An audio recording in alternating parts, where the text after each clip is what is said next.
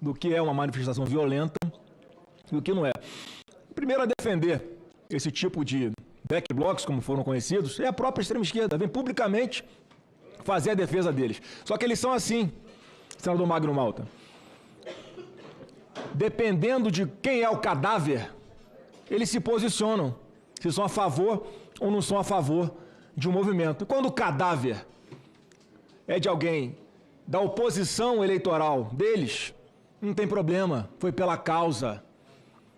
Esse é o parâmetro de manifestação violenta que a gente tem que ter. E assim eu pergunto ao senhor, né? O senhor tem conhecimento de pessoas com esse perfil de black bloc no acampamento em Brasília? Senador Flávio Bolsonaro, boa tarde. Não, durante o período de acampamento até o dia 6 de janeiro, não houve ninguém com esse perfil identificado. Os acampamentos aconteceram em todo o país, não só em Brasília. Havia outros estados, inclusive em frente a organizações militares do Exército nas principais capitais.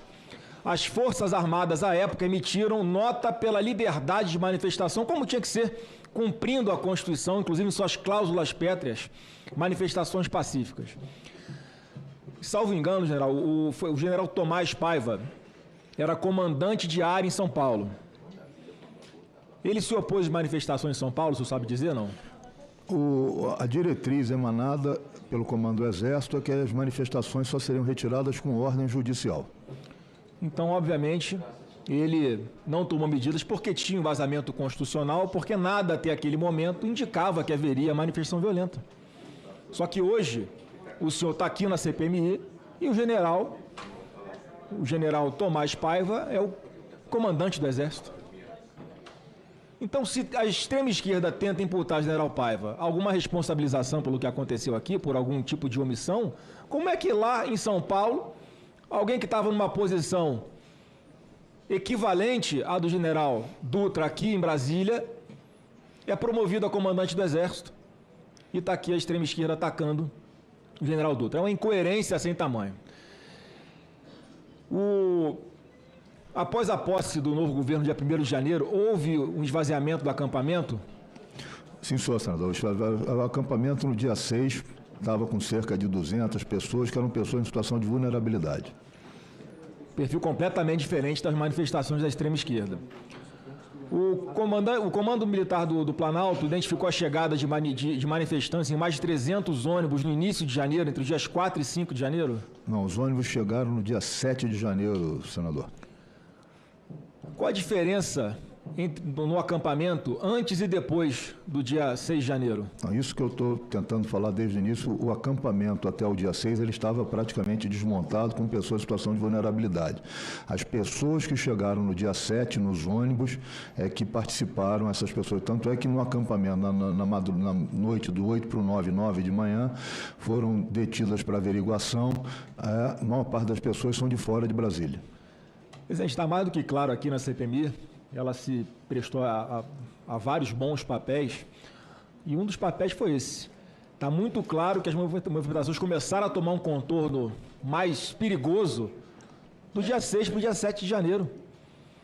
O governo Lula, com o ministro da Justiça sabendo de absolutamente tudo, com os informes que tinha, com a inteligência de que disponibilizava, com as várias reuniões que foram feitas com os órgãos de segurança envolvidos aqui no plano escudo, na Praça dos Três Poderes.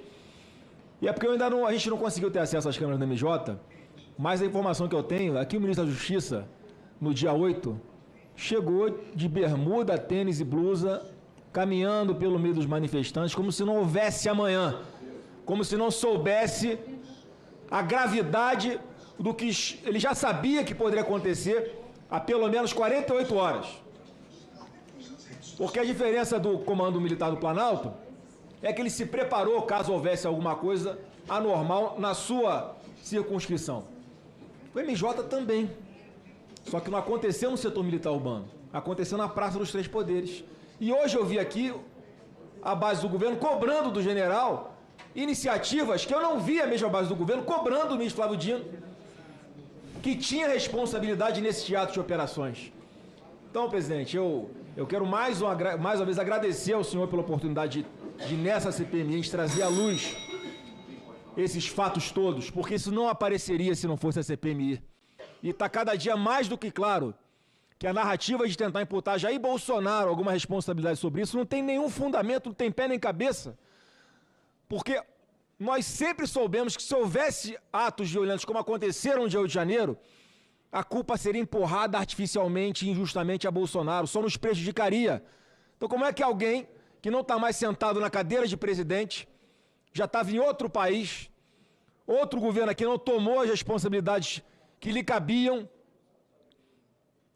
e o Bolsonaro incentivando isso, sendo ele o único prejudicado